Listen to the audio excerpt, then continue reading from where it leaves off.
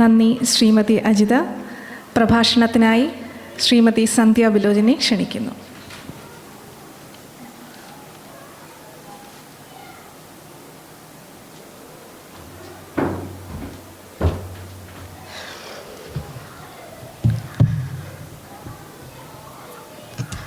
ഓം ശ്രീനാരായണ പരമഗുരവേ നമഃ. ഇവിടെ ഇരിക്കുന്ന എല്ലാവർക്കും എൻ്റെ നമസ്കാരം. എല്ലാവർക്കും ഇത് കേട്ട് എനിക്കറിയില്ല, ബോറടിച്ചു വന്ന്. ഞാൻ എന്നാലും ഗുരുദേവൻ്റെ കൃതികളൊന്നും വിവർത്തനം ചെയ്യാൻ ആളല്ല. എങ്കിലും എനിക്കറിയാവുന്ന ചില കാര്യങ്ങൾ നിങ്ങൾക്ക് അറിയാവുന്ന ഭാഷയിൽ ചെറുതായിട്ട് ഞാനൊന്ന് വിവരിച്ചു തരാം.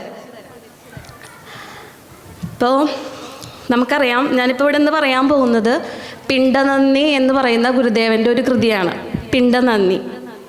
പിണ്ടം എന്ന് വെച്ചാൽ നമുക്കറിയാം ശരീരം, മാസ്. നന്ദി എന്ന് വെച്ചാൽ ഗ്രാറ്റിറ്റ്യൂഡ്, കൃതജ്ഞത.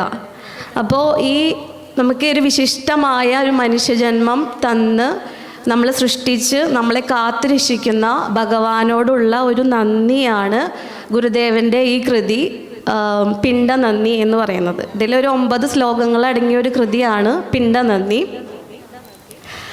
അതിൽ ഇപ്പോൾ നമുക്കറിയാം, നമ്മൾക്ക് അന്നദാനം, വസ്ത്രദാനം ഇതൊക്കെ നമ്മൾ കേട്ടിട്ടുണ്ട്. പക്ഷേ നിങ്ങൾ നോക്കൂ, ഇപ്പം നമ്മൾ അന്നദാനം ചെയ്യുകയാണെങ്കിൽ ഒരുവൻ്റെ ഒരു നേരത്തെ ഒരു വിശപ്പ് മാത്രമേ നമുക്ക് മാറ്റാനായിട്ട് സാധിക്കുകയുള്ളൂ. അടുത്ത നിമിഷം അവന് വിശക്കാൻ തുടങ്ങും, അടുത്ത ഭക്ഷണം അന്വേഷിച്ച് അവൻ പോകും. അതുപോലെ തന്നെയാണ് വസ്ത്രം. നമ്മൾ വസ്ത്രങ്ങളൊക്കെ ദാനം ചെയ്ത് അത് കാലക്രമേണ അത് പഴകും, അത് കീറിപ്പോവും, പിന്നെ പുതിയതിനായിട്ട് നമ്മൾ തിരഞ്ഞു പോകും. പക്ഷേ ഏറ്റവും ഉദാത്തമായ ശ്രേഷ്ഠമായ ദാനം എന്ന് പറയുന്നത് ജ്ഞാനദാനമാണ്. ഒരുവന് നമ്മൾ ജ്ഞാനം പകർന്നു കൊടുക്കുന്നത് പോലെ ഒരുവന് ജ്ഞാനം ലഭിച്ചാൽ അവൻ്റെ ശാശ്വതമായിട്ടുള്ള വിശപ്പ് അവിടെ ശമിക്കും. പിന്നെ അവന് ഒന്നിൻ്റെയും പുറകെ അന്വേഷിച്ച് പോകില്ല.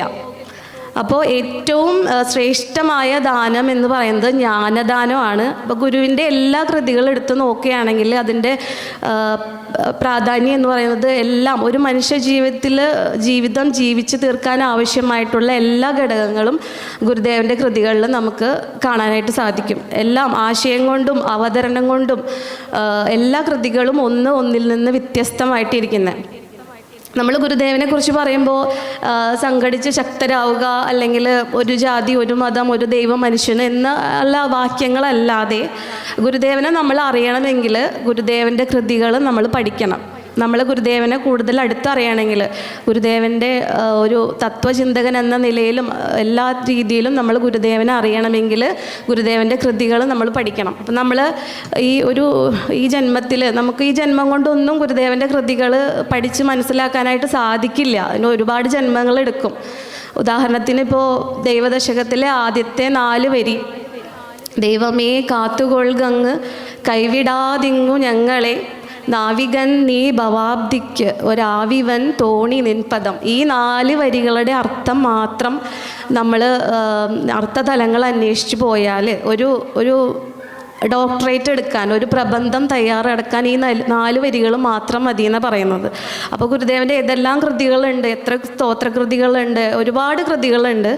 അതിൽ ഏതെങ്കിലും കൃതികൾ നമ്മൾ പഠിക്കുക.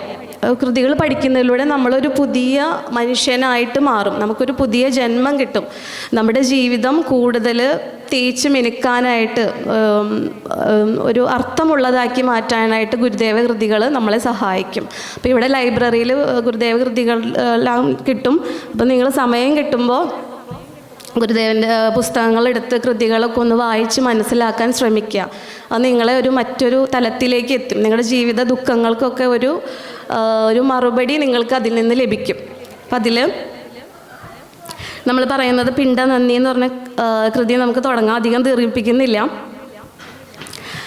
ഗർഭത്തിൽ വെച്ചു ഭഗവാൻ അടിയൻ്റെ പിണ്ടം എപ്പേരുമമ്പൊടു വളർത്ത കൃപാലുവല്ലി, കൽപ്പിച്ച പോലെ വരുമെന്നു നിനച്ചു കണ്ടിട്ടർപ്പിച്ചിടുന്നു അവിടെയൊക്കെയുമങ്ങു ശംഭോ. പിണ്ടനന്ദിയുടെ ആദ്യത്തെ 4 വരികളാണ്. ഇവിടെ ഇത് നടക്കുന്നത് അമ്മയുടെ ഗർഭപാത്രത്തിൽ വെച്ചിട്ടാണ്. ഇപ്പം ഗർഭത്തിൽ വെച്ചു ഭഗവാൻ അടിയൻ്റെ എന്ന് പറയുമ്പോൾ നമ്മൾ ഏറ്റവും താഴ്മയായിട്ട് പറയുന്ന അടിയൻ എന്ന് പറയാം. അടിയൻ ഭഗവാന്റെ മുമ്പിൽ അത്രയും താഴ്മയായിട്ട് പറയാണ് അടിയൻ്റെ പിണ്ടം എന്ന് വെച്ചാൽ നമ്മൾ ഒരു അമ്മയുടെ ഗർഭപാത്രത്തിലെ ഒരു പിണ്ടം, ഒരു മാംസപിണ്ഡമായിട്ടാണ് ആദ്യം ഉടലെടുക്കുന്നത്. ഭഗവാൻ നമ്മളെ അവിടെ നിക്ഷേപിക്കുന്നത്. അവിടുന്ന് എപ്പേരും അമ്പൊടു വളർത്ത കൃപാലുവല്ലി, എപ്പേരും എന്ന് വെച്ചാൽ എല്ലായ്പ്പോഴും കണ്ണിമ ചിമ്മാതെ ഒരു അമ്മ എങ്ങനെയാണ് ഒരു കുഞ്ഞിനെ താഴെയും വെക്കാതെ വളർത്തുന്നത്, അതുപോലെ എപ്പോഴും എല്ലായ്പ്പോഴും കണ്ണ് തെറ്റാതെ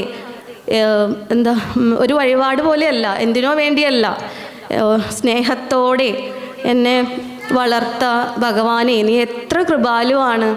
ഭഗവാൻ ദൈവത്തിനോട് നന്ദി പറയാണ്, എന്നെ ഇത്രയും കാത്ത് സംരക്ഷിച്ചല്ലോ, നീ എത്ര കൃപാലുവാണ്.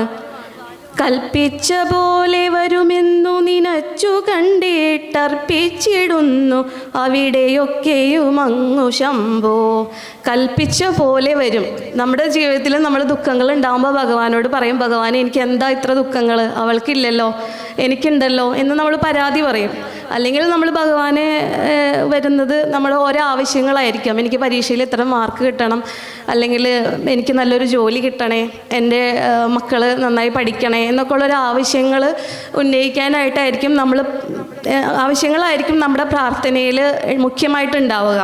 പക്ഷേ കൽപ്പിച്ച പോലെ ഭഗവാൻ പറയാണ്, കൽപ്പിച്ച പോലെ വരുമെന്ന് നിനച്ചു കണ്ടിട്ട് നമ്മൾ കൽപ്പിച്ച ഭഗവാന്റെ ഇഷ്ടം പോലെ ഇച്ഛ പോലെ എല്ലാം നടക്കുകയുള്ളൂ. നമ്മളൊന്നുമല്ല, എല്ലാം നമ്മുടെ എല്ലാം നിയന്ത്രിക്കുന്നത് ഭഗവാനാണ്. അതുകൊണ്ട് നമ്മുടെ കയ്യിലല്ല ഒന്നും ഉള്ളത് എന്ന് കണ്ട് നമ്മൾ ഭഗവാനിൽ സമർപ്പിച്ച് ഞാൻ ഇരിക്കുകയാണ്. ഭഗവാനെ, അല്ലയോ ഭഗവാനെ, നമ്മളിപ്പോൾ ഭഗവാനോട് ഒന്നും ചോദിക്കേണ്ട ആവശ്യമില്ല. കാരണം അമ്മയുടെ ഗർഭപാത്രത്തിൽ ഒരു മാംസപിണ്ഡമായിട്ട് നമ്മൾ വളർന്നപ്പോൾ ഭഗവാൻ അറിയാം, നമ്മൾ പറഞ്ഞിട്ടല്ല ഭഗവാൻ നമുക്ക് ഈ ജന്മം തന്നത്. നമ്മുടെ കാര്യങ്ങളെല്ലാം ഭംഗിയായി നടത്തി നമുക്ക് വേണ്ട പോഷകങ്ങളെല്ലാം സമയത്തിന് നമുക്ക് നൽകി. നമ്മൾ ഒരു ഇരുട്ടറയിൽ അമ്മയുടെ ഗർഭപാത്രത്തിൻ്റെ ഉള്ളിൽ 9 മാസം കിടന്നു.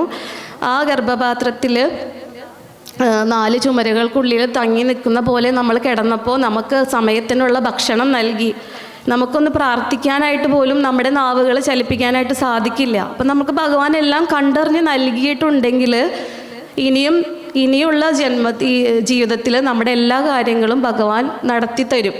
അതിന് നമ്മൾ ഭഗവാനോട് ഒന്നും ആവശ്യപ്പെടേണ്ട. നമ്മൾ പറയേണ്ടത് ഇത്ര മാത്രം, ഭഗവാനെ എനിക്കിന്ന് നല്ലൊരു ദിവസം തന്ന് അനുഗ്രഹിച്ചല്ലോ, അതിന് എനിക്ക് നിന്നോട് നന്ദി മാത്രം. ഇനി നാളെയും നല്ലൊരു ദിവസം തന്ന് അനുഗ്രഹിക്കണേ എന്ന് പറയേണ്ടത് ആവശ്യമേ ഉള്ളൂ. നമ്മളൊന്നും ആവശ്യപ്പെടേണ്ട.